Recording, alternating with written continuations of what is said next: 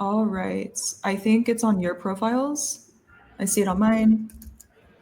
Okay, I'm gonna check too. JJ, what are you holding in your profile picture? What am I holding in my profile picture? What Is is that a my profile penguin? picture? Oh wow, it does say I'm live. This is crazy. No, that's a duck. It's actually no, it's a goose. I would like to. It's a silly goose, but it is in fact a goose. That was from the. It was from the Rehash podcast at DevCon in Bangkok, and Wait, I think I saw that uh, live. Were you eating the yeah, chilies? Or was that a different one? yeah, that was I was on the Chili's one for a little bit. But this one, I was making a point in that photo where my point in the podcast is about how I don't believe in weaponized silly in our space, and how like people think like it's really cool to do like silly things. We're just doing it for like it's for the memes, it's for the friends, it's for the stuff. But I was like talking about how most things that are productive when it comes to weaponized silly are usually then just taken by some like scammy ass group or some hyper corporate nonsense, and then all you're really doing is educating people on how best to use silly tactics to like sell bullshit. So it's like it always comes back and it's like, oh, this is actually maybe not a net positive. So in order to make that point, I decided to hold a goose during my chat. But isn't that silly to do? Yeah. I know. Hey man, you gotta play the game. Okay. So there's people flowing in, and I think I'm just going to kick this off and add some Sounds good. context here. Mm-hmm. Does that sound good to everyone? So, Sounds awesome. Yeah. okay, I will give a little bit backstory to this. So, number one, welcome to Cozy and Curious. This is where I just sit down and either talk to experts or bring on my friends that know nothing about crypto and force them to connect a wallet somewhere. Or honestly, it just depends on my mood and what I feel like seeing or learning about this week. So, energy has been something I know nothing about, and I've started to ask some questions offline. And kind of the consensus I got to was AI is this new era and it requires a lot of compute being processing power from GPU chips. And it turns out we actually have enough compute. What we don't have enough is energy powering the compute. So I posted something saying, hey, I'm vulnerable. I know nothing about energy. I feel really dumb about this. What is the actual truth? Because we hear things like nuclear, which apparently has both fusion and fission. Then someone recently told me that the Russian submarines apparently can power a lot of energy, but because of border issues, you can't get access to it. So I really want to just get to the bottom of this. And Park, you commented on one of the posts and was like, I actually know a lot about this. And then you tagged JJ. And I actually know JJ from Thailand. I had no idea you worked in the energy space or have a background there. So maybe let's start with some intros. Sounds great. JG, do you want to go first or should I? Whatever you want. Yeah. We can rock, paper, scissors for it. I'm down. I'll do it right here, right now. Okay. Right, you ready? Throw. Okay. On It's on three shoot. or on go? Wait. On Okay, shoot. on shoot. Okay. Okay. Rock, paper, scissors, shoot. Okay, you go first. So lags and rock paper scissors aside, my name's JJ. I also go by Tech Boy Africa on Twitter. And I've been called that for many years because I have a extensive background in emerging tech, but I've always been focused on, what most people would call, or many people would call, the global south. Largely because I come from Northern Ethiopia, from the future free country of Tigray, whoop whoop. And I've experienced and seen millions of people experience like what happens with energy deficiencies and like how much it changes the reality of everybody in a region when they don't have efficient access to consistent, sustainable energy. And it's basically the difference between a developed nation and a developing nation. So as someone who comes from a quote unquote developing nation, I've just been really passionate about what in emerging tech actually moves the needle for these regions that are supposedly emerging. Even though no one ever really seems to tell me when these markets will emerge, they just always seem to be perpetually emerging. And when I got down to the bottom of it, it really does end up being about energy and efficient sharing of energy and consumption by the most people. And so this is where I think crypto and AI and compute and like the world, kind of like brave new world that we're entering into, is something where we have an opportunity to rewrite some accepted standards. And the way that like infrastructure around energy, the way that infrastructure around compute is hyper centralized and feeds to an asymmetrical hierarchy is maybe one of the first things that we should start to examine from a group perspective. Just snaps for that last moment there. Yeah, read or else. Yeah, damn. Yeah, no, totally. I mean, I think it's also interesting because like the global south is a really great place. It's a really great proving ground for like positive and also negative reasons, right? Like the reason it's also a proving for the ground remainder is of this chat. For the remainder Say of what? this chat, we should definitely we should refer to the global south as the leapfrog south. Yeah, We're that. weaponizing words. We're I like weaponizing it. words. Vocabulary is important. Yeah, okay. So I'm Park. I'm CEO of Radiant Commons. Radiant Commons is an organization aiming to scale the Penumbra chain. But my background is a little more varied than that. I actually came out of photography before I ever entered crypto. That was like a good while back. And before that, I studied anthropology. And the reason I studied anthropology is because I was like super curious about people and how they create systems. And so kind of the through line between everything I used to do, everything I studied, and now is actually systems themselves. So the systems that humans create. And because of that, I kind of had this like, I've always had a longstanding desire to kind of focus in on how do you solve the use of energy, because that's like that's a constant increase across like the human civilization's consumption is especially like with modernization. There's kind of this like continuous arrow of requirement for the consumption of energy, and since I have always had an interest in systems, like it just makes sense to look at how energy is distributed across systems. Like you can, if you take systems theories approaches or systems analysis approaches to like any extant system, like all you're really documenting in that system is the movement of energy or the movement of resources across it. And that's what causes like work to happen in the system, right? So I've always held that interest, and it's been something I've always studied. So in my photo career, a lot of my focus was on kind of energy use, energy activism, land use across a lot of North America. And so a lot of the work that I did throughout that career, like those are a lot of the stories I tried to focus in on. And honestly, actually, what stopped me from working in photo any longer was when I did a story on the Chaco, like the greater Chaco region in the Four Corners region of the United States, which is like Navajo and Hopi land. I spent like 6 weeks on the road shooting this huge story and talking to a lot of people who are like land rights activists and who had been working in that region for a really long time and who are getting really negatively impacted by that natural gas extraction. Like had no help, and then suddenly like a bunch of people rushed in and were like, oh, by the way, the land you're on is actually, we said it wasn't valuable, but now it's valuable because there's natural gas underneath Suddenly. it. Yeah, classic, right? So I was in that, I shot that story, and something specific happened where I shot it and asked someone to take their portrait, and she said, how is it going to change my life? And I just kind of this like reckoning moment where I was like, damn, I don't have an answer to that. The story got published. Nothing happened, right? It was like, that was the Instagram era. It went up on Instagram. People went and looked at the story, and then nothing happened. I was like, damn, I'm done with this.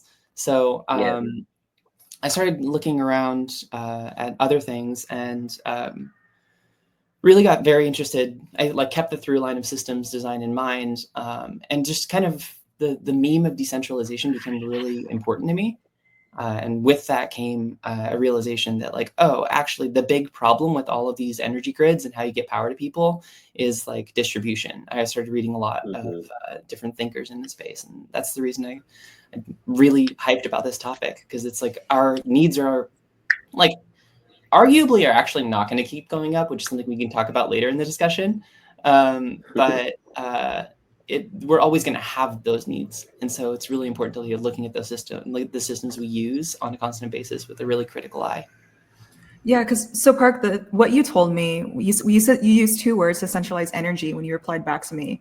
And all of the people I've been speaking to about this topic, it seems like they're all about energy production. How do we increase energy production? And it sounds like you actually came back to me and was like, it's not about increasing production, but how do you distribute it? So can we start with the most like basic question? What even is energy? What even is energy? Well, I just talked for a long time. JJ, do you want to answer? Yeah, It's energy. Because you mentioned like natural gas, and then the parable deck has energy in like quotes, like Off-White says energy in quotes. I think we should probably, the easiest, we could get really esoteric, or we could get hyper chemical. I would like literal processes. Yeah, I think literal energy is, the transfer of oftentimes, like, it's derived from heat, it's derived from solar, it's derived from natural gases. What's up, Danielle Fong? Yo. Danielle, actually, let's give this to Danielle as the question, because I feel like homie made a battery, so they're making a new form of energy in a new form of battery. So let's Danielle, the question from Emily was real quick. I was introduced to Danielle as this person invented a whole new type of battery. Then I went to Lightcell. I think the website is it lightcell.com. I need to update that because I made it years ago, but yes. And then it had this whole if you go to that right now, lightcell.com, it had a whole visual storytelling with words like hydrogen and combustion, and it had like the why, purpose. Anyways, I'm starting with very, very basic and dumb questions as someone that knows nothing about energy. And we also touched on the point of, do we not have enough energy production to power AI and where the world is going? We definitely do not, in many different dimensions, that we do not have enough. We don't have enough on the usage side as well, because if you think of it, every single robot needs to have the ability to sort of self-drive around a house, right? Does one collide in things? Right now, the computer inside a self-driving car is multiple kilowatts, and batteries can't handle that. So that's just a fundamental limitation on one side. On the training side and on the inference side, on the training side, they're building bigger and bigger computers. They're now basically table stakes is 100,000 GPUs, which is basically 100 megawatts. I'm in discussions to create, I shouldn't say, but a very large data center it may be in the cards.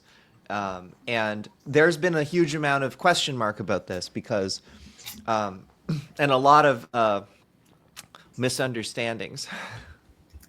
So one big thing is DeepSeek. They're like, oh, DeepSeek is faster. DeepSeek doesn't need. That's true. DeepSeek has reasoning. That's sort of true. But if you use extensively, if you've used ChatGPT Deep Research versus DeepSeek, you know how different intelligence it is. It is so useful. It really is as useful as like a team of, like a PhD, like who's really, doesn't get tired. Like, although you can run out of requests, you can't do more than 120 a month, which I found out. And everyone was like, oh, DeepSeek means that we don't need to use as much energy. And it's completely wrong. It's the actually opposite conclusion. The Deep Research and DeepSeek both prove that the more you run the computer, the higher quality and the more complex tasks you can give it. And that unlocks something called Jevons paradox, which is like, oh, the cheaper it is, the more you're going to do it. So like the number of times I've commissioned artwork, and I've done it, is very small relative to the number of times I've made AI art to convey some information. So anyway, that's just my spiel on the AI energy. There is nowhere near enough. No one has factored it in. The big thing that's changed, the immediate demand on GPUs has not been training or inference or reasoning. It's the giblification. It's the use of AI imagery, which has, instead of just, previously it would be very frustrating. I don't know if you've used it, but like it couldn't hold together the compositions of a picture that would have things logically relating to each other in a way that makes sense. Like it wouldn't make sense, and you could do very good imagery, but you would have to describe it very clearly, and you couldn't control it. You wouldn't be able to make modifications. Now you can, and that improves the usability 100 times maybe, and it improves the quality. And so you had everybody doing this, oh, look, I can make myself really cute. Oh, now that I can do this, I can do other things. And so, for example, I've been, every single month of our existence, we have taken in money from Twitter on uncapped, no discount saves, except for the last 2 months. And I was like, that's a very bearish signal. I should change all fundraising activities to running a bear hedge fund in the options market. And then in this case, the AI the image stuff came up, and I was like, oh, I can publish like little comics of my experience of this and explain the concepts to my followers and stuff. Yeah. And so that's been going great. And like, but the GPUs are melting. Like Sam Altman is always, they're probably losing money because it's so expensive to do it this way, but so valuable. Because you made me think of like, well, the way that I would like maybe pause us to think of what energy really is here in this moment that we're seeing is that like energy is clearly like the juice of progress, and there's very few times in like the whole development of a society that we are all becoming like very aware that energy is the juice of progress. Like us going to the moon is like a good example. Everybody was tuned into like, oh my gosh, we have to get booster rockets, so we have to put a bunch of fuel in them, we got to go all the way to the moon. That's cool. Cars, like the invention of like the personal car became like an obvious moment of awareness for everyone. And I think it's really prescient to like point out that what Danielle's saying is that it took AI imagery and like everybody becoming aware of the fact that the load that we were putting on GPUs for silly little images is like the crux point of like, oh my God, we need more progress. It's the absolute most important thing right now. The single bullish economic fact is the giblification, and the fact that it is everyone's entry point into daily interaction with for most people, really superhuman intelligent, and for all people, super intelligent in some domains. Like, please read in all primary sources, ChatGPT, what is the discussion around the tariffs happening so that I can trade my options in the morning, right? Like that. Yeah. I could not do. I could not pay someone to do. Yeah, I mean, the interesting thing is that I think we've seen the importance or the demand level that is required on computation through, like, even if we were just looking back at mining, right? Like the mining demand for, and when I say mining here, I'm talking about like, proof of work mining. There's this huge demand and huge power draw on mining centers that were mining blocks on, or mining for Bitcoin on the Bitcoin network. And this has been true. That's a very good point. Yeah. And so like, and it has interesting, it's interesting, like the shadow of, so while we're in this sort of, we don't have enough energy, we also have solar panels, which are dramatically cheaper than like they're similar to the cost of ranch land. Okay. And they're they were until 2 days ago. We'll see what happens. But basically, there's so much solar out on many different grids in the world, but especially the Western grid, such that in spring days like this, and also in summer and fall, the price of electricity goes negative. And so this is a very good time to mine Bitcoin with what would otherwise be too expensive to run miners, because you wouldn't use expensive energy. But are you okay to use the sun? I mean, yes, hell yes, right? Yeah. And so there's interesting competing factors. Compute is completely different from AI, though, in that there's really two forms of AI. But most of it is highly interconnected. You need a highly interconnected, which means you have to have the CPUs or the GPUs and all of the connections close to each other, and power density matters. And you don't care about latency, you don't care about bandwidth as much. And that's training. And then there's inference. And the idea is, to some degree, to some degree, people believed, I can run this on graphics cards illegally. Okay, I won't put names on, but this is what people are doing for image generation. except it determined that if you use the full intelligent model instead of just going forward with diffusion models, you can do this giblification thing. And that's why all the GPUs are melting. Yeah, I mean, And I think yeah. like Emily had kind of asked, what we really get out of this definition, or out of like thinking about all of this, is like a good definition for energy, which is like the work potential, right? Like energy is work potential. It's the ability to do things. I think I'm clear on what energy is, and I want to Yeah. break down this very simple phrase of there isn't enough energy. So is it a production standpoint or a coordination standpoint? No, it's an or access. the way? It's a concentration and access. There's 1,000 times, more than 1,000 times as much sunlight falls on the Earth every day as energy is used. Yeah. There is the nuclear isotopes and of inside the Earth are keeping it warm, and there is geothermal. There is we have a lot of energy. We have the energy. We also Yeah. have the Harvesting ability it. to make nuclear power Well, it's not plants even hard. used to be Harvesting it. actually possible to build for like $1,000 to $2,000 a kilowatt. Now they are $10,000 a kilowatt, and that's what people are promising that they'll buy from basically in 2028. But we don't even know if we can build it for that price. At the current moment, you would have to there's change more the to price, that, right? Because like the reason that nuclear is so expensive is also the regulatory pressure on what it takes to actually produce nuclear energy as a result of like massive campaigns against it in the past. There are three major factors that cause this. The biggest one is that the second biggest is generalized construction cost has increased dramatically, Yeah, because that's true. especially when you do mega projects are the worst type of this, by the way. They typically are 80% more expensive than the original budgets. And part of the reason is they run out of money.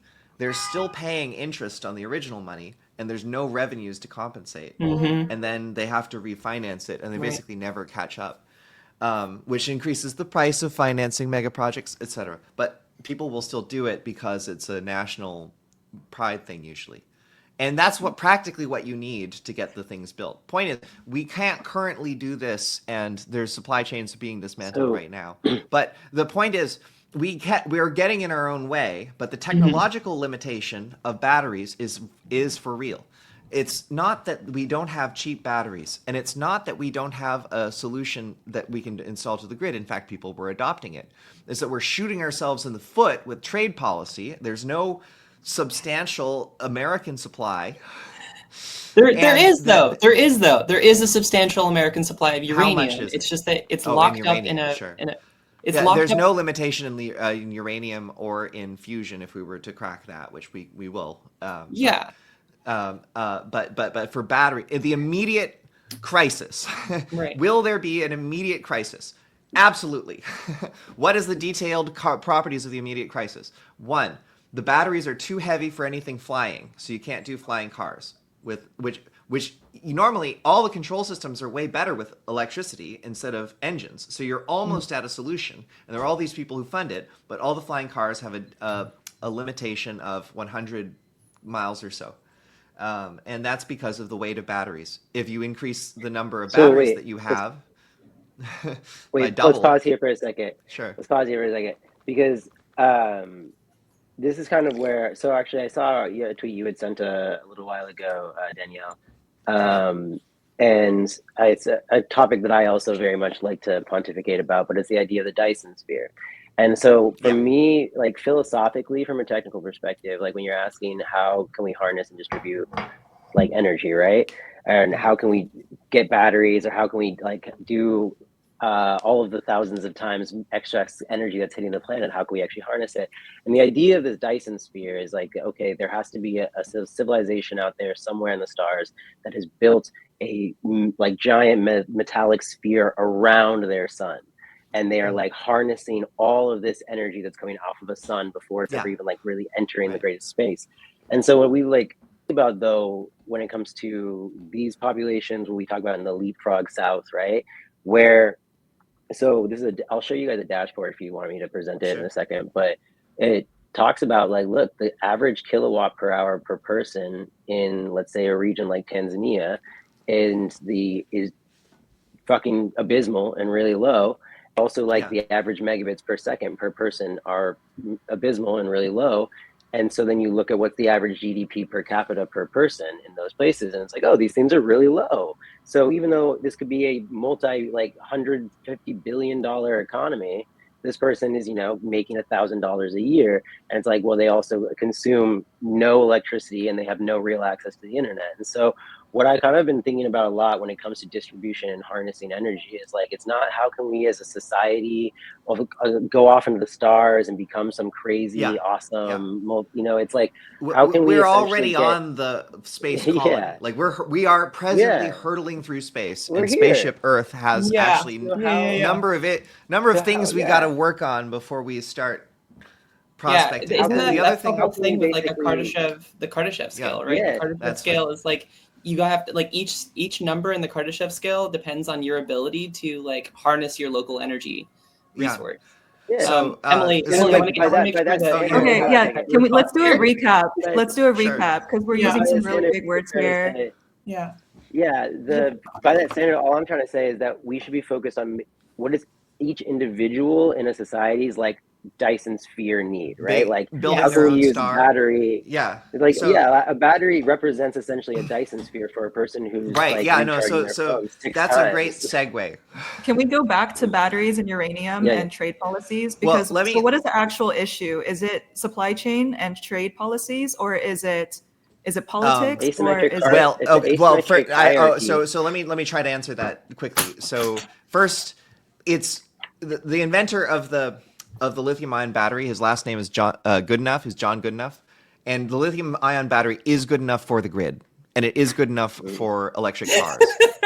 It is. But it's not good enough for flying cars, and it's not good enough for like robots and self-driving robots and drones and long I'm distance. changing my last drones name to not and good all enough. that. And that'll be everything. You can, you heretofore can will be find not someone enough. good, Mr. Good enough, Mrs. Good enough, and marry Yeah. them. And, There you go. make your own. So the. So that's Imagine- one thing. imagine So he used like there they then was a pronouns. solution that was doing okay. Now we are blowing our feet off. We will not have a supply of batteries that is adequate for the grid, for the electricity crisis, Well, for energy. but this also, yeah. I mean, But then secondarily, there's this Dyson sphere thing I'm trying to segue to, which is basically batteries have 70 times less energy density than gasoline. And so even though engines aren't 100% efficient, and batteries can be pretty efficient, like 80, 90% efficient, it's still like more than 10 times the energy density. And so for anything that's lightweight, like humanoids or drones or anything that needs to travel a long distance or flies, then there's no solution. And that's where light cell energy, which is making personal Dyson spheres portable, basically we, instead of making our own sun by making a fusion reactor, which is pretty hard to make one that you can carry that's not emitting neutrons killing you, you make a basically a kind of contained firework. It's a combustion, and you can use renewable energy stored in hydrogen or synthetic fuels, but you can also use natural gas. You can also use propane. And there's nothing more American than propane and propane accessories. So I love a little. that's propane basically the injector in idea. My And carburetor. a little propane. So we're talking basically trying to do something that, like, as a comparable, okay, another thing that's trying to do this is fuel cells. And for something that's about a cubic meter, okay, so that's 1,000 liters, you can get about 400 watts. We're trying to put more than a kilowatt into something the size of a liter water bottle. Just so people understand kilowatts, like how many kilowatts do I need to power, like current day, and also when I have my robot minions? Well, probably the minimum sort of beefy load that you would want to consider is a laptop, and a peak power draw from a laptop might be 100 watts if you're using it to game or something. And so 10 of those. So now for like a refrigerator, e-bike, way more than you need for an e-bike, like 4 times or something. Danielle, we oftentimes you tell people like we create the scale of like how many times you can recharge your smartphone, because essentially that's like what people are used to. Hundreds. That's of the most times. common battery, exactly. Right? Like, so like a your whole kilowatt Burning is Man many camp can hundreds. charge their phones off of this thing. Exactly. For like the Burning Man time. Yeah.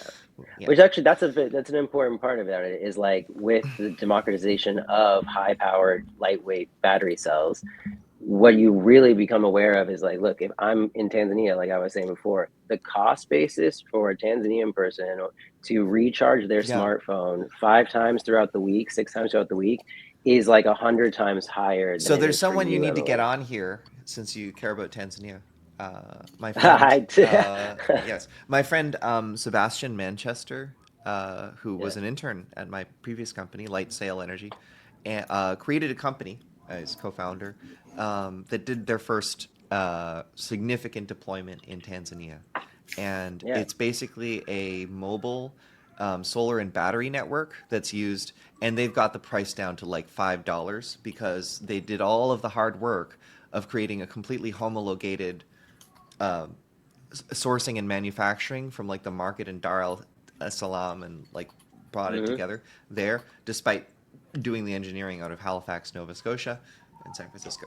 Um, so So I have a their name question is because Jaza Energy. Jazza Energy. Did you get that, JJ? Sebastian who? Sebastian Manchester. JJ's Just looking him a up. lovely name. So real quick, because we jumped straight to batteries, We and did. me as someone that knows nothing about energy, I heard a little bit about the energy grid, and I often hear contention around, hey, we should be using nuclear, but there's a lot of political issues with that. Are we doing batteries because that is the right answer, or is it because politics prevent us from using nuclear? There are so many things that prevent us from doing things.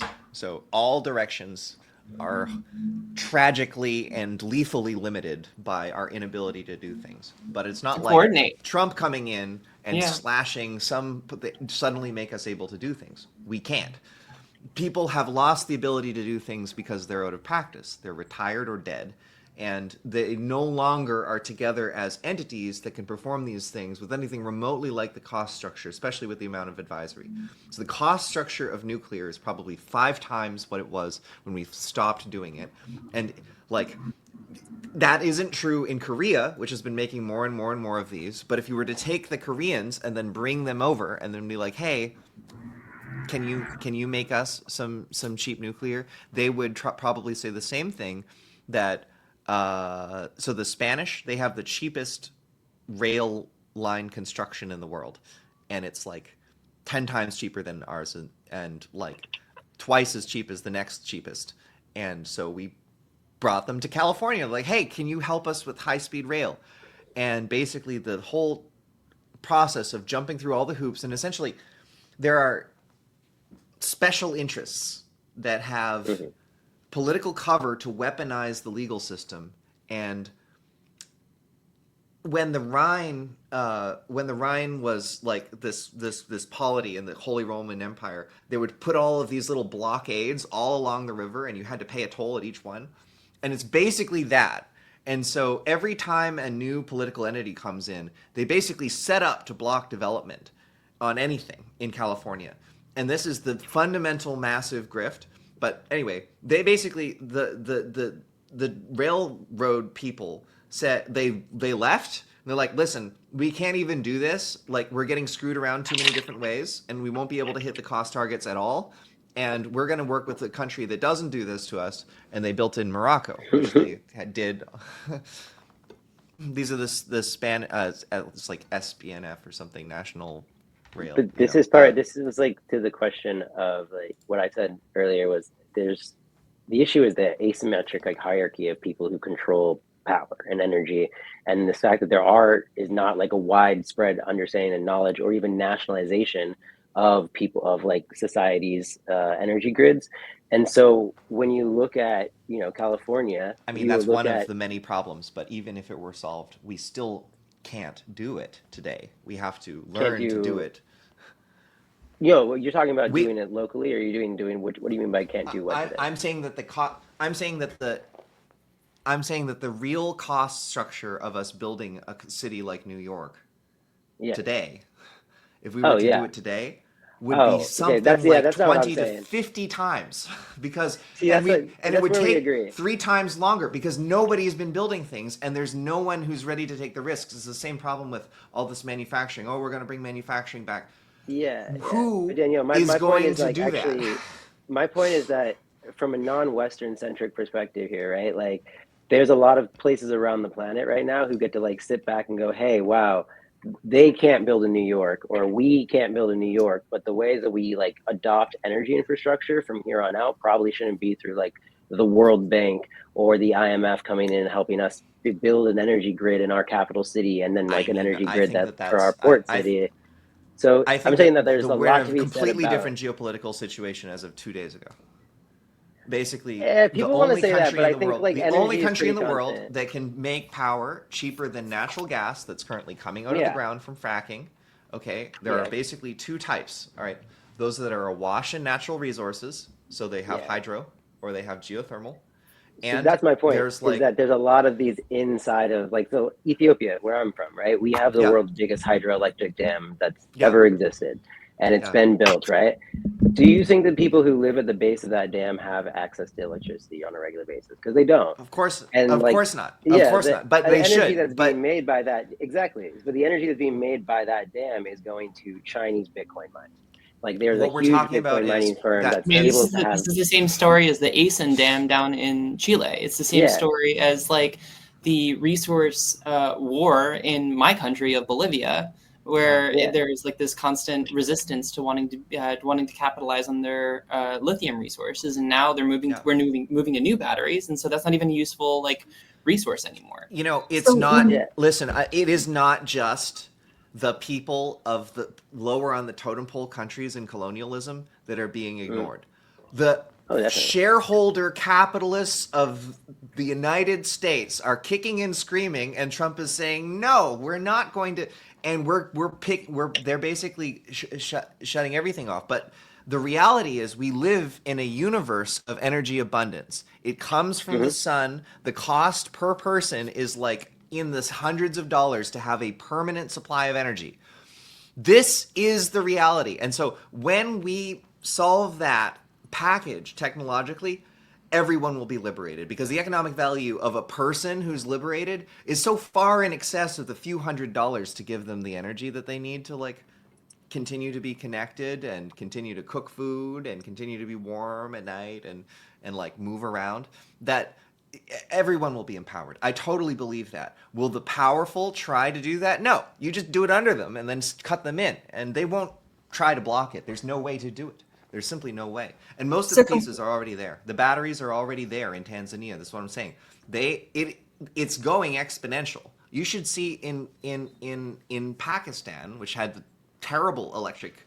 So now it has net lower cost of power in Pakistan than in California, because there's no one standing in the way. They just put up the solar panels, and they have a very good supply chain But of that's what like I'm saying. That's microgrids. what leapfrogging is. Yeah, That's what I'm saying, is yeah, they don't have to continue to work like the West development strategy. Like, they can yeah, just leapfrog and Yeah. say, maybe we put some solar panels out behind the old school and the whole city's got energy. Like that type of understanding of how to harness the natural energy that's hitting the planet is what's becoming like the leapfrog technology for so many of these other yeah. places. Yeah. Sure, we may have some crazy new nuclear reactor somewhere, like the thorium reactors might actually get a fucking new wave across Europe or something, but that doesn't make it any different for those communities like in Look, Pakistan and I Ethiopia. don't, I sort of love the term leapfrog, but it misses a nuance that I think is important to notice, which Yeah, is let's get that into it. uh, um, things aren't on a linear timeline. Actually, it's 2025 every single place. There were Yeah, people in Ulaanbaatar and like in Dar es Salaam that had access to ChatGPT at basically the same time as everybody else. And now that they yeah. have it, they're deep in it. They're ahead of the boomers who are apparently just getting it, and they're like, "Hey, please design our tariff policy." Did you guys so see that, by Yeah. the way? I, Yeah. can I can I want recap to. this?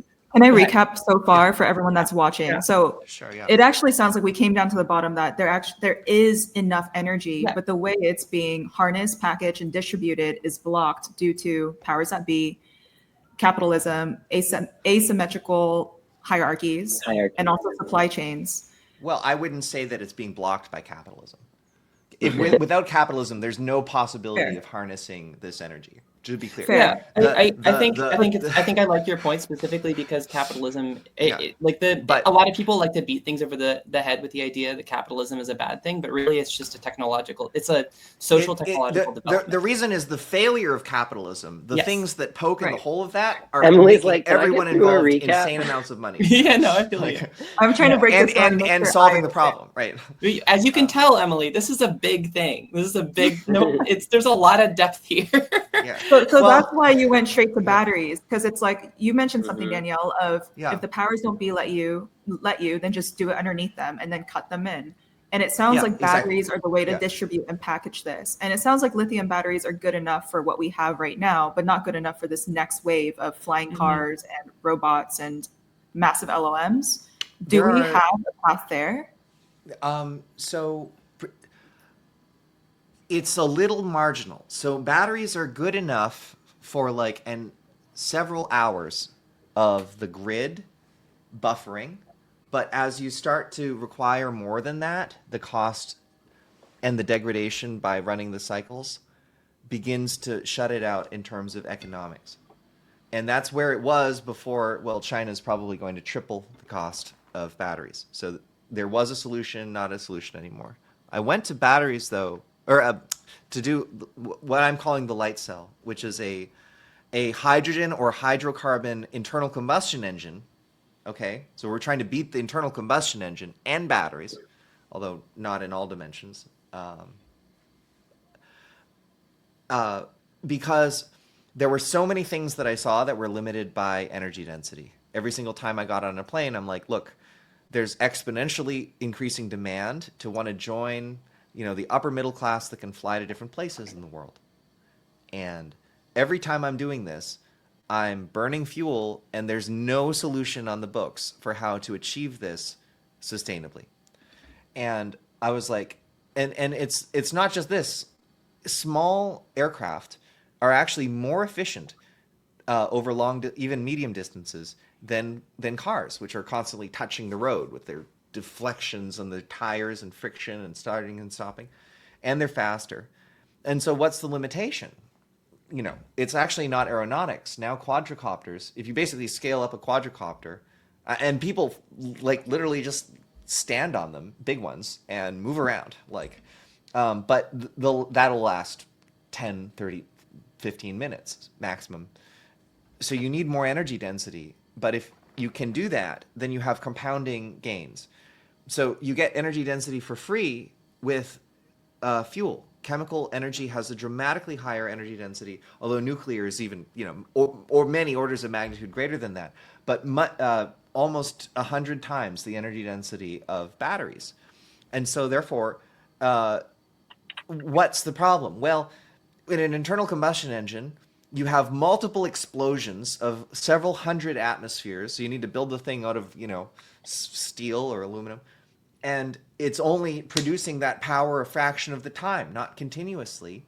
And then it turns it into mechanical energy. You need to turn it into electrical energy, which you do with big magnets. Everything here is heavy and loud and vibrates. And so it's completely unsuitable to small things that you would carry. And so I looked at, well, what's the technology that's growing the cheapest in the world that's providing power? Well, that's solar. And okay, well, what's a way to get energy out of a fuel? Solar. Well, I started looking into the physics of fireworks, basically, and of flares. And basically what I found was you could add a salt, like Magnesium. sodium salt, regular table salt, to a high temperature flame, and it would emit incredibly bright, almost monochromatic light. And why does that matter? Well, one is you've converted the energy to light in the first place, so you can harvest it with a solar cell. But the other thing is that it gives you this lever that you can pull, which is because the light is monochromatic, it has a single wavelength. So if you get a solar cell that's tuned to that wavelength, that has an energy that's equal to the energy or just below of each photon, then you can get a large percentage, maybe 60, 70% of the energy out of each photon, maybe more, as electricity, direct current. And you don't need a motor generator with inductance. You don't need like a big steel thing that handles explosions. It doesn't vibrate. It doesn't make sound. And you can have the whole thing operate continuously, and you can have the power electronics be this basically thin solar cell. So everything is super duper lightweight. And so maybe you could get something that is dramatically more powerful and more efficient than engines, and can use any fuel. So hydrogen, synthetic fuels, hydrocarbons, different things like that. So anyway, that's the idea behind what we're working on here. Can you walk us through how the Sure. supply chain works? Because I know you mentioned, Park, you said the word uranium, and for Goodness. people like me that Well, don't know I anything don't about require uranium, but Yeah. but it is hypothetically possible to use this concept to convert high temperature heat from any source, which could be fission or fusion, into power. That I just want to acknowledge that. But we're talking about making chemical suns, but personal Dyson spheres. So we make a chemical sun. We surround that with solar panels, which is much easier than getting it into space in solar orbit. And then you can carry it around, and you aren't, if it's not sunny, like if it's night or cloudy, you basically light it up. And we're aiming to long term have more than a 50% efficiency, which is more than double the efficiency of an internal combustion engine or a gas turbine. And I think you can Go go for it, ahead. Mark. Yeah. Okay. I think something important to like note here is specifically the. I think you pointed out for a second there, Danielle, like about the energy density question. So one of my favorite kind of jokes is I don't know if it's a joke or like funny things is that like everything is just turbines at the end of the day. Yes, they are. They are almost everything just turbines. Almost everything is turbines. So it's like like a dam is just a turbine. A coal power plant is just a turbine. A nuclear plant is just a turbine. And how does that work? It's like you spin a thing and then it produces like you induce an electrical current in the system, right? And the one thing that isn't a turbine is a solar cell. You're using the sun to move like electrons through the system. So I actually think that what like Danielle's talking about is like pretty incredible from that standpoint, because you're actually you're using a high energy density fuel source this is what I'm understanding from you, Danielle, right? Yeah. Like a high energy density fuel source to power a light source that then is used by a local solar cell. And the cool thing about this that I understand from what it is that you're saying is that this is also like, so I mentioned Bolivia a second ago. There's a lot of mining in Bolivia, right? Like all kinds of different stuff, gold. When I was a kid, we went to a mine and we used like an old headlamp that they use in the mine. Yeah. That's cool. Yeah, and it's a chemical was a source. mantle. It's just like It was a you just mantle. have like a little battery that you hang out, hook on your waistband, and it like the battery produces a gas that then affects a little tiny piece of metal in the actual dish, and that's what produces all the light that you can use to like see in front of you. So yeah, that's interesting. Yeah, so I mean, like what? So I don't know. I want to call the attention to the fact that the tech's been around a really long time. So there has been well, obviously people have used candles, and those have about 0.2% efficiency. And there are also things called mantles, which are used, and there's a flame, and those have had 1 to 2% efficiency. And there have been several efforts to do something like we are doing, called thermal photovoltaics, using solid emitters of different kinds. And from fuel, I believe, although DARPA is not likely to publish greater numbers than this, but they did fund something that got 12%. And large scale things that have had they're stationary. They heat up a very hot brick of graphite to 2,000 degrees or something, and they take power from that. And they've achieved in excess of 40% efficiency. So we're not completely unique. However, no one has figured out that they can use fuel, not this brick thing, and produce a monochromatic light so that you can do the trick, so that it's so well matched that you have a very high efficiency. Nobody had noticed that before we did, and then got our patent. Although maybe someone noticed but didn't try, or didn't, I don't know. But the big thing is how you control the flame. So the amount of brightness is very nonlinear. For a black body, it's temperature to the 4th power. So you increase the temperature 2x, you get 2x the same amount of energy into the same thing. The power goes up 16 times. It's 16 times brighter, and so you can have a smaller thing, and you can have less solar cells, which are expensive. So you can do this. So can I ask, what, from, you talked about the salt that was giving off, you know, the light. Is this like magnesium salt? Like what kind of salt is this? No, it's regular ass sodium chloride, and it's the sodium that's okay. the active. So here's how it works. So the sodium acts. It rings like a bell. Okay, you can think of the outer electron. There's You guys know the happy electron theory? Okay, so electrons like to be in full shell, like Emily's over here like, no, I don't know what that is. Okay, they like to be together in these shells. Okay, Right. of them, I like to think of them as like, the shells are like Victorians in San Francisco, and they like to be filled out like polycules.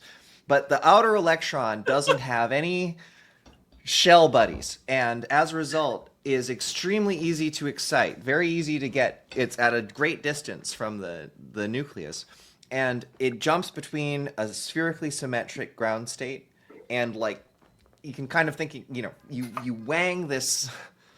That's what Seth Lloyd, the quantum mechanic at MIT, says. You wang the electron. the electron, and it orbs out like a bell would. So you don't want to smash it and bang it. And it makes a tone, like a bell would. Only it's electromagnetic. It's light. It's a light wave instead of a sound wave, and it's almost perfectly yellow. Like, it's 589 nanometers. Actually, there's 2 sublines, but they're right on top of each other. And that's the key. It's so easy to excite these, and it's so easy to get the light out as well, that it converts, and this is really remarkable, heat energy of combustion and the other excited states extremely efficiently into light. And so we think that we can get 75% of the energy out as light. And to recycle all of the heat energy that's left, and the way to do that is you make sure that all the infrared is trapped. You make sure that the radiation is trapped by making a labyrinthine path for the exhaust to go out. And the exhaust has to pass through a heat exchanger so that the air coming in to combust with the fuel is preheated by the exhaust to get to more than 1,000 degrees C before it even sees fuel. And then all the energy from the combustion is there to increase the temperature above like the vaporization point. And Danielle, so you mentioned like everyone will be able to carry around something akin to their own little sun. What is the size of this thing? Yeah, so we're I mean, the first prototypes are going to be several times this, but basically the end goal is a water flask sized kilowatt scale generator that you can just throw in your bag, and that you are infinitely free on any anywhere in the planet's surface. Yeah, there's obviously a lot of steps to get to that point where everyone's adopting and using like their own local power generator. I'm curious though, I'm curious though, just like, because Parable, like JJ, like Parable's working on like a different kind of like hyperlocal energy resource and also additional local goods thing. So I'm curious to hear a little bit more about that. They're planning to run. If we're successful in our plans this year, we should have a demonstration, hopefully by Burning Man. That's pretty That'll cool. be really fun. Yeah. And then we would, we'd basically take video content of that and then use that to try to maybe do a pre-sale and start shipping next year. But that's cool. Very optimistic. Yeah, I would think so. We have to work out a lot of things, and there are many things that are currently in a state of completely fucked. So, like, China keeps blocking things that they are shipping, from rare earth materials to indium, gallium, things we use. There's other supplies, but they're also the lowest cost supplier in a bunch of different things. Our 3D printer, the best one, I mean, it's an American company, makes it in China. Probably every single one of our suppliers is impacted in some way, and some are impacted. Luckily, we're not in production. We are in Yeah. prototyping mode. We're making Yeah, so right, so noting that, right, like there's a long way to get to like that point, because there's also the adoption curve and everything like that. There's also a lot of infrastructure that we have to deal with on like a more like civilizational level, on like the local community level, because like every human being's consumption is not limited entirely to their own use. It's limited to like their environs as well. I don't feel blocking for any of that. No, totally. So this is why I'm trying to pivot to like being able to talk about some stuff that like JJ's doing, and then leave room for. Okay. I'll stop. Yeah. So just because like I think this is an amazing thing for an individual to be a power output source, but like inherently in a society, you are a consumer of inbound energy goods that are produced at like by other vectors. Right? That's true, and I don't necessarily think that. I mean, the thing is, even though everyone's trying to, we have to make sure that every single trade deficit is positive, which is impossible mathematically. Like, we are not an island. No one is an island. No one's an island. Yeah. So, I mean, JJ, I want to leave some room for you to be able to talk about like parables tech a little bit more too, and like how that relates to. I think that so for us though, there's a big issue that comes around like people's understanding of what it takes to do any kind of development of a nation. So I'm going to share something here, right? I don't know how do I share my screen? I will pull it up, JJ. Oh, nice. Oh, yeah, I can just do this. That's kind of nice. So like this is an example, right? So we like have. Do you mind zooming in a little bit though on your desktop, just to remove the margin? It'll be easier to read. Man++. Yeah. I'm getting more coffee. Perfect. So like part of it is like actually looking at what is the kilowatts per hour per person, and recognizing that, look, if the critical need of the last century was energy for any kind of development for any kind of person and society out there, then there's no reason to not look at internet as the same way of this century and just start pairing these things together. And we talk about like access to portable Dyson Sphere, access to personal Dyson Sphere is like really great in the sense that like a new technology could literally make the sun in a bottle. But I kind of just meant that like actually being able to recharge your phone 20 times in a week at a very minimal cost, and also have like much cheaper internet, those two like base value critical needs being taken care of in the same package of energy, and specifically distributed energy that's like replacing people's legacy grids built for them by like the World Bank or whatever USAID was doing in their country at the time. You can like look at how many units you would need. Let's say this is done with the assumption that 16 connections per battery is what's like the top end, but it's really more like 50. So you can like start to look at the world from a development perspective of like, look, personalized energy in a deployment fashion is what the rest of the world actually needs. And the understanding that like load shedding is the reality for like poor and rich, like just because of the infrastructure hardships of a region. So it is like understanding that like while we're in the West, like consuming and creating, it's great. But like I was saying with that dam in the Great Ethiopian Renaissance Dam, right? That was funded by the Ethiopian people. It was funded by like my own community, the Tigrayans, by the Oromo, by the Amhara. It's a natural resource. It's this giant fucking river. It's producing more megawatts than any like other hydroelectric dam has.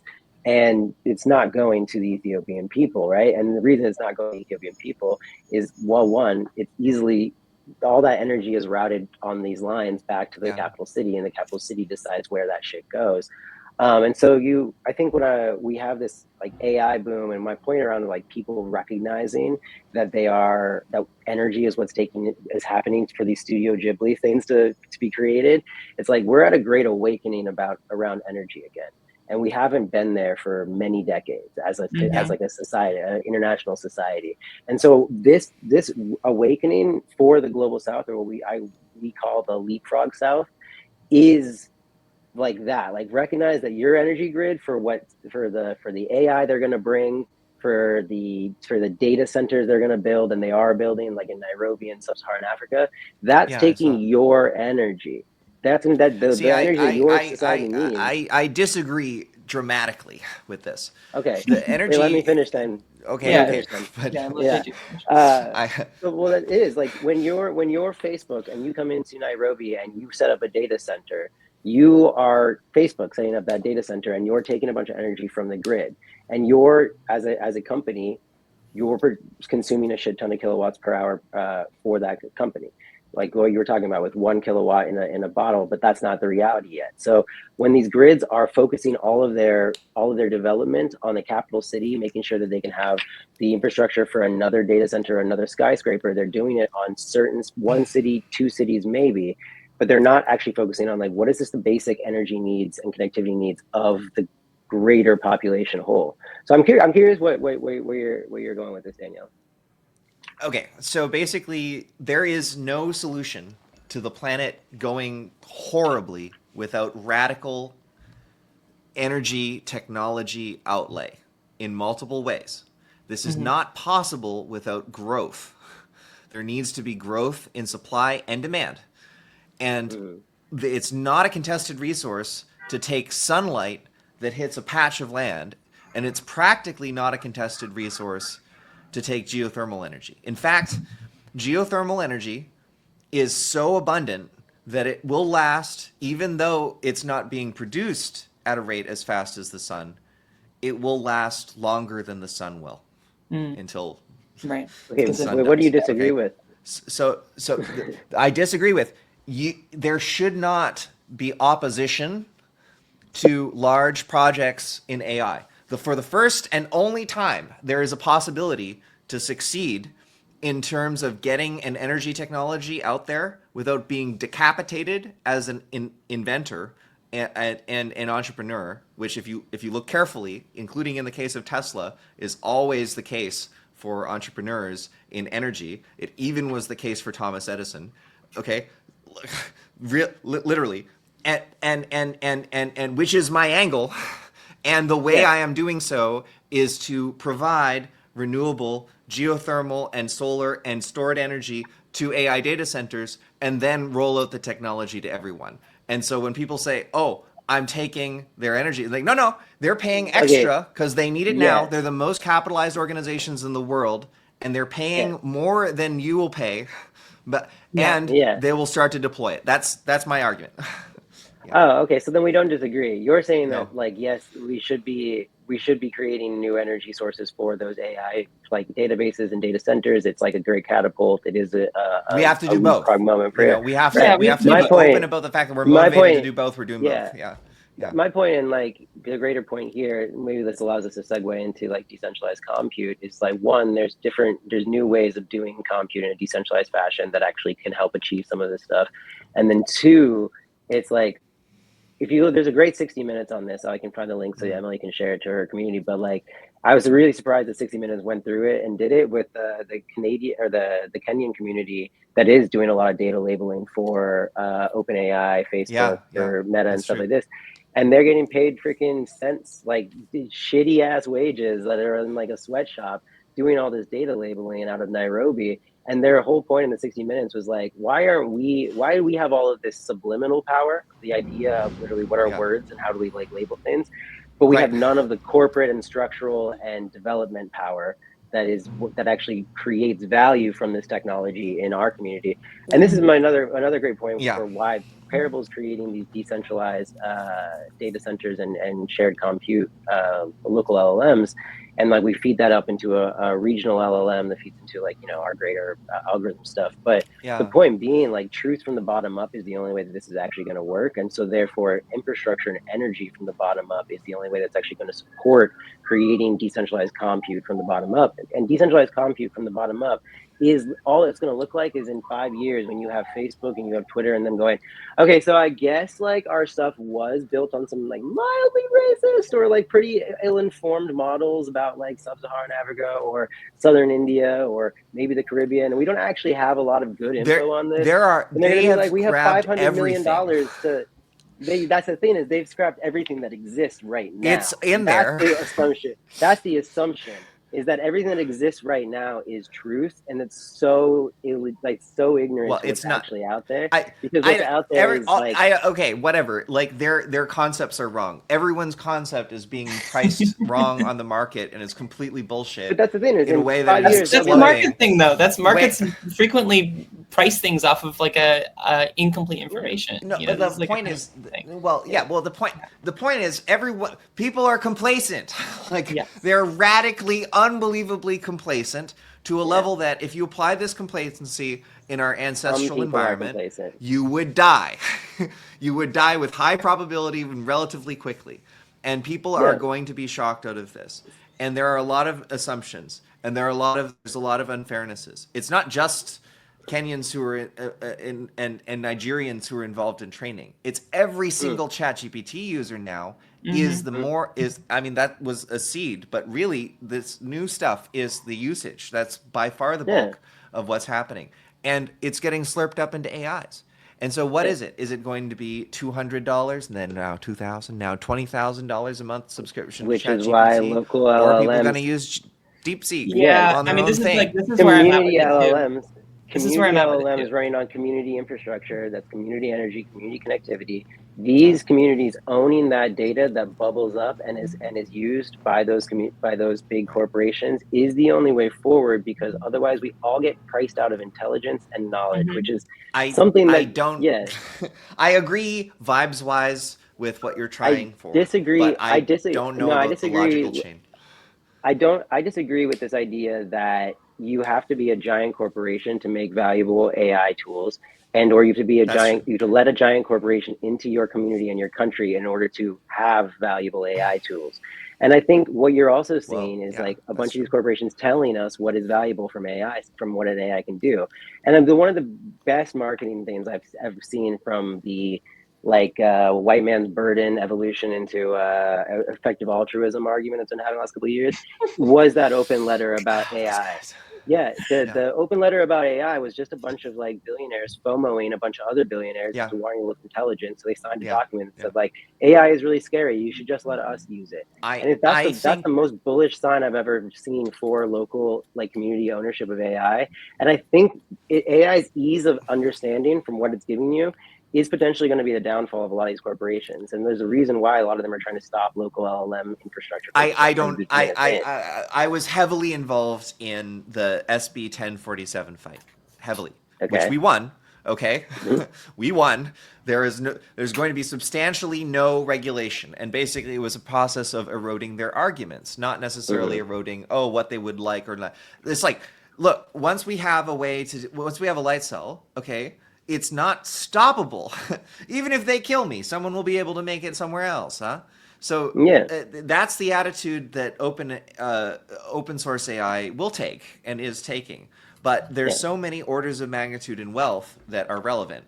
And for almost everyone, a free source or a cloud source that they access with their phone is going to be cheaper. But the exact shape of what are the providers who are going to do this and what is their level of capability. So right now, for example, the gap between deep research and R1, most people are like, well, I'm not going to pay for deep research. It's too much. So we pivoted a little bit to LLMs and AI. I just want to recap again. So Danielle, you mentioned that you're creating a new type of portable power source. And JJ, for Parable, I learned a little bit more about Parable this morning. You sent me over the deck, and I don't think you mentioned this, but it's actually a very sleek portable device as well that seems to store energy, as well as it has some type of internet connectivity. Yeah, it's like a node in a community network.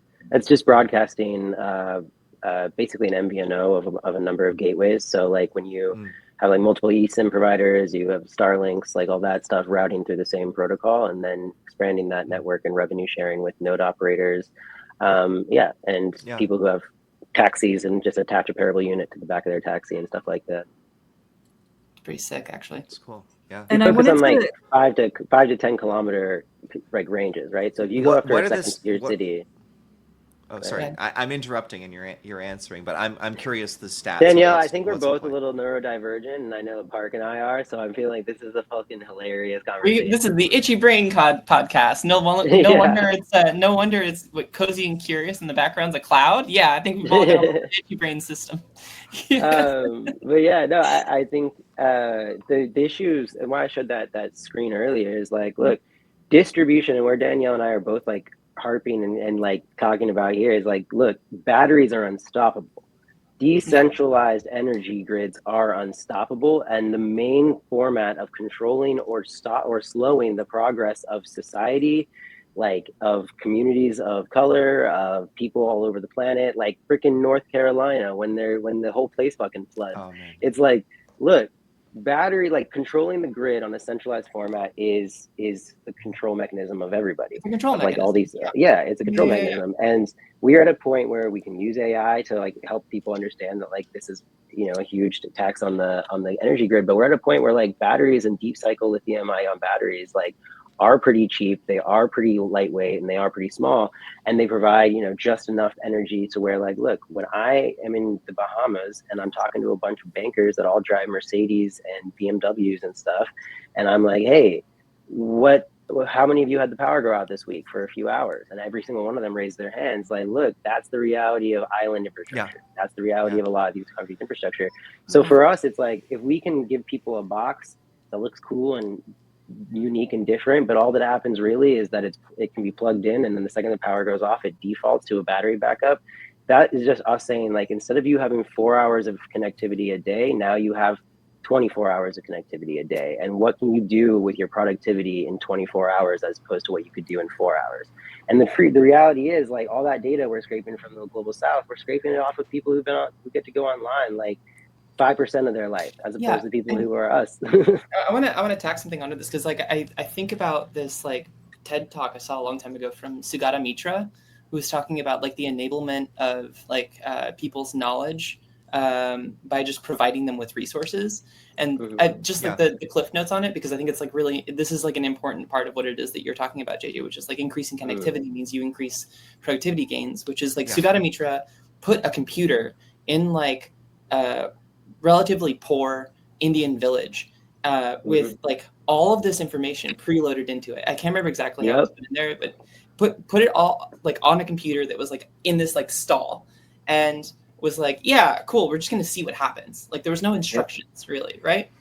So he came back like a few months later, I think of it, or maybe like even a month later, and was like, no, I'm gonna say it was like longer than that, because that makes more sense for actually what the story was. But he comes back and he's like, okay, so like, how do you feel about this? And they're like, started asking really technical questions, and he's like, okay, well, like, what did you think of wait, but what did you think of just having the computer locally? And they go, well, you know, the thing is, like, all of the information in it was in English, so we had to teach ourselves English using it first to be able to like use the resources. But yeah, it was like really cool to be able to have that accessible. And when I was a kid, just a very short sort of sidebar,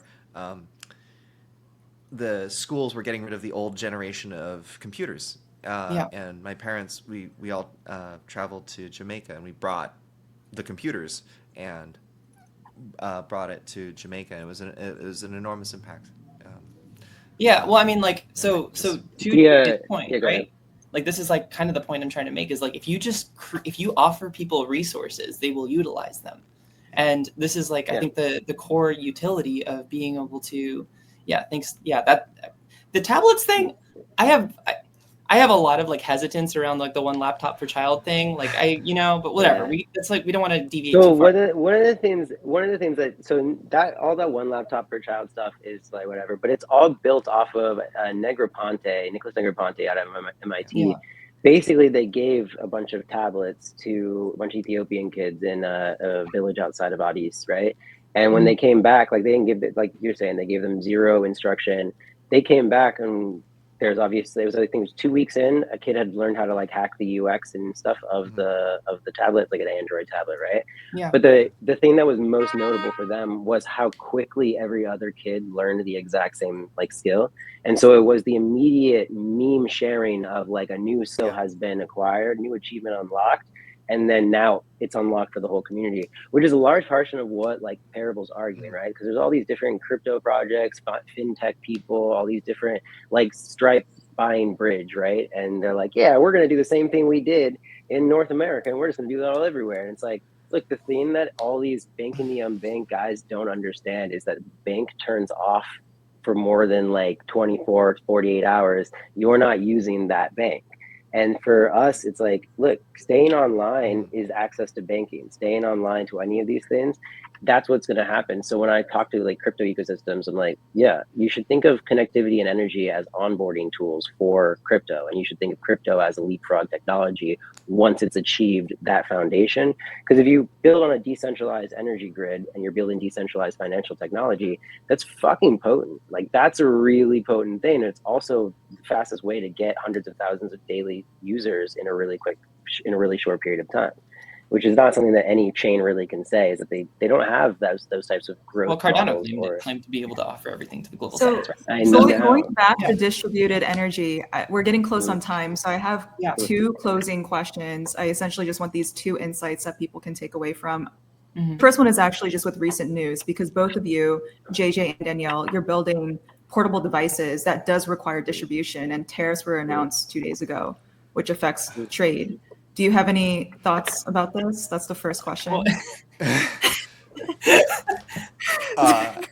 it's not every day I get to ask people questions like this. So current events questions.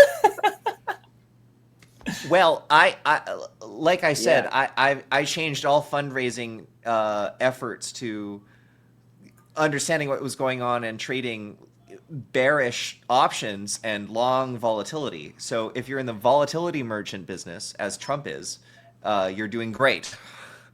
But in terms of actually making the thing in large quantities, it's going to be a real pain. And it looks like,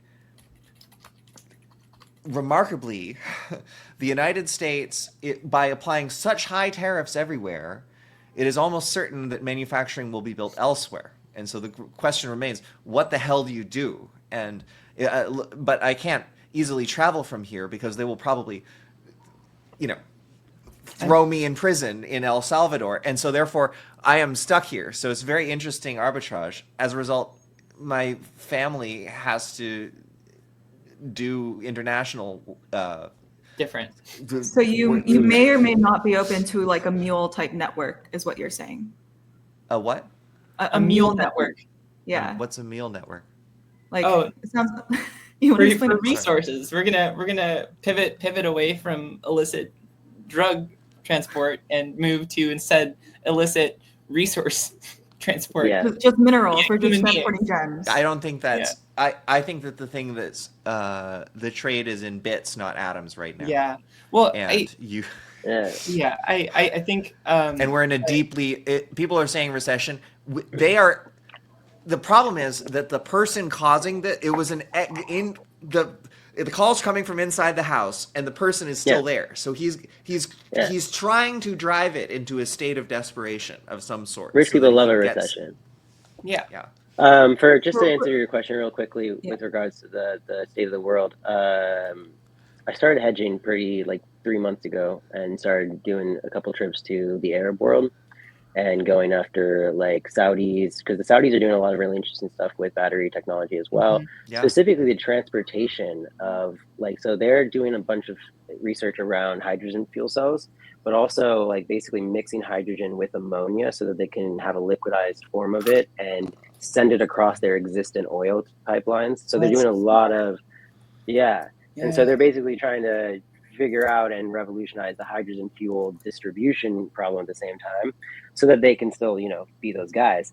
But at the same time, they are doing a lot of really interesting stuff with batteries and the fact that they have ports and they have, I don't know if you looked at all of the things that we do to the rest of the world, but we tend to be really nice to Saudi Arabia, despite how we, no matter what's going on. I wonder why. So yeah, been talking to folks at the Saudi Public Investment Fund and some folks that are basically just involved in shipping out there and sourcing resources. But we're getting a lot of our stuff from India, not China, right now because we have a lot of just development contacts and stuff there.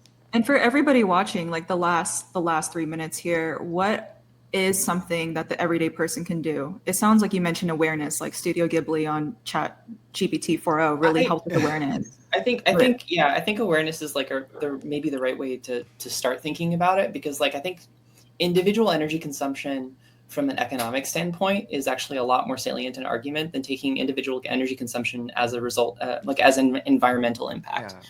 Right? It's like, hey, you as an individual, you cost a lot of money to exist. Because like the production of energy that it requires for you to exist and live the life that you do is a direct result of like the energy inflows that cause you to live the quality of life that you do. And so if we're able to take a different direction to that, and the amount of energy that you're consuming as an individual like is cheaper, right? If like your net energy inflows, the flows to who you are as an individual and the way that you can consume, the way that you consume compute, the way that you consume anything in the system can be made cheaper, then I think this is something that people can really take away from and understand why it is that energy efficiency is so important.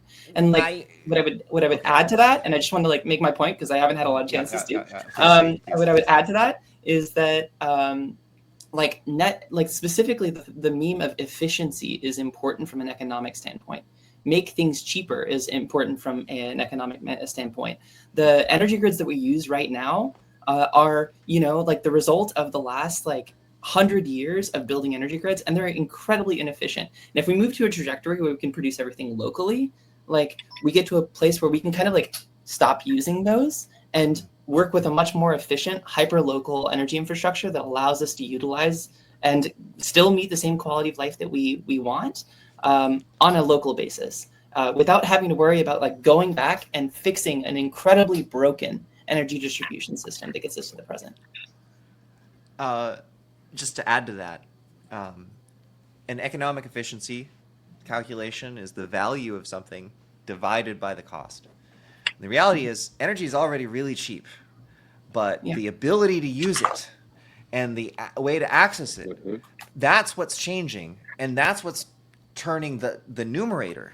The value actually is going exponential. I mean, if you look at it, I pay for the top tier of ChatGPT. It's $200 a month. That's cheaper than paying for a car and the fuel that I would use to move around. And instead, I live in my lab and I work all the time. But the value that I get out of it is far in excess of even what a car would be, and the value of that, is far, far in excess of the value of what would be human labor to do things. So we've already tapped energy in a way that is incredibly valuable. We just need ways to do more of it and to go hard at that. Yeah. So that's what we're doing. I think the simplest way I would say for the actionable items here, right, is stop thinking that this stuff is more complex than it is. When we talk about the innovations of the distribution, right, that my grandma would tell me. So I got to the United States, I was 6, right?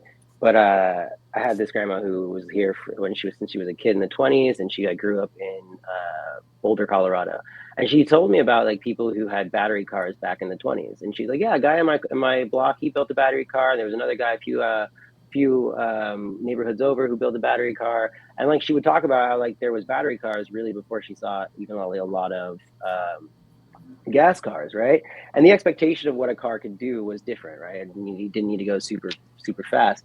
But that's the last time that motor vehicles were open source, right? And they never became open source really again. People were now just buy a car, or they get it from a guy who that's what they do, right? And that awareness of what it took to make something that would maybe make your life way better, a car, that's lost. And this now awakening with AI and the energy and the compute and how much everybody's waking up, that's what I'm excited about. I think that's what I'm trying to get across is it's not as complex as you think it is. To understand what your grid is made up of, or to understand how to make an off network grid, right? It's not that complex. But there's also a lot of things where people are like, oh my God, that's so cool. Well, I'm gonna put it on Instagram, and I see stuff on Instagram. I'm like, yo, that's brilliant. That's dope. You thought of something that's really good and really awesome, but you're just doing it for the likes, and you have no follow through on any of it. Like for instance, I'm building one right now because I think it's kind of cool to do. But there's dudes who are like building these little tomato can sized windmills, right? And they just put them on top of their SUVs when they were going down the highway and using that to like charge these batteries inside of their car, right? And I'm just like, that's wasted energy anyways. It's wind It's going okay. over your thing. Yeah, why not? Like people, I'm happy that people are like innovating and Not the thinking most things through. efficient thing. Yeah, but you know No, what? but At least it's something, and I dude. appreciate the innovation, and I agree with you there. Yeah, you're just a dude doing things. But you look at Yeah, Gaza pick up and you dopamine say when you find it, you know. exactly. But then you say, okay, that dude's doing it for dopamine and for the clicks. But then you look at like Gaza, right? And there you see kids that were like 12 repurposing solar panels and car batteries and turning them into phone charging stations with a car battery. And you're like, cool. That 12-year-old is like, I now just made a kiosk for everybody in my like refugee tent zone to be charging their phones, and I'm using That's the cool. wind and the sun, right? But that is the innovation of resilience in the moment and demand in the moment. And I think like my whole point Necessity, here the mother being of that invention. exactly my whole point being here that like I don't think the West should like feel good about feel good about the fact that like necessity for them is we need more Ghibli photos. Like if you Well, see the issue All well, I right, didn't that's so frame I'm it that gonna I'm way. gonna close this, guys, because we're past time. But thank no you, worries. all of you, for joining, and I think Yeah. you also opened the door for anyone to learn more about energy. I'm sure you would all be welcome to people asking you more dumb Yeah. questions like I did today. So, JJ, your handle is Techboy Africa with an I. Mhm. Danielle Fong, it's just at Danielle Fong, and then Park, it's Mother Predicate on Twitter. But Right. thank you so much all for teaching me Yeah, more about thanks. This energy was and great. the importance of it. Emily, I thanks really for appreciate facilitating a everyone. space for this This was kind of great. conversation. Yeah. I hope you learned a lot. I don't know. Like that was I really did. Was this recorded? Can I put this on my Twitter? Yeah,